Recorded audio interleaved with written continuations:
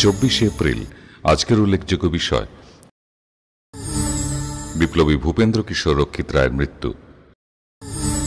চিত্রশিল্পী যামিনী রায়ের মৃত্যু। চিত্রশিল্পী যামিনী রায় জন্মগ্রহণ করেন 11 এপ্রিল 1887 খ্রিস্টাব্দে এবং মৃত্যুবরণ করেন 24 এপ্রিল 1972 খ্রিস্টাব্দে।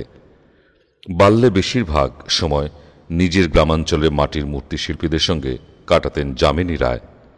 এইভাবে তার শিল্পী জীবনের সূত্রপাত। 1903 খ্রিস্টাব্দে কলকাতার আর্ট স্কুলে ভর্তি হন।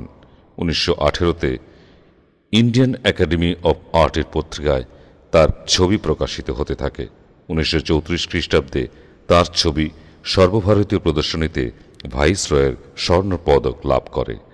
ভারতীয় চিত্রকলায় তার স্বকীয়তা নিজস্ব বৈশিষ্ট্যে উজ্জ্বল ছিল। বিদেশি সমালোচকদের মতে তার সৃষ্টি প্রকৃত ভারতীয় রত্নের গুণ সম্বলিত। বিদেশি সমালোচকদের মতে তাঁর সৃষ্টি প্রকৃত ভারতীয়ত্বের গুণে সম্বলিত। 1955 খ্রিস্টাব্দে তিনি পদ্মভূষণ উপাধিতে ভূষিত হয়েছিলেন। বহুবার বিদেশ ভ্রমণের আমন্ত্রণ পেয়েও দেশ ছেড়ে কোথাও যাননি তিনি। আর্ট স্কুলে গিলার্ডি সাহেবের কাছে পাশ্চাত্য রীতির অঙ্কন পদ্ধতি ও তেল রঙে আঁকায় অভ্যস্ত হলেও পরবর্তী জীবনে জল রঙে নিজস্ব স্টাইল সৃষ্টি করতে সক্ষম হন।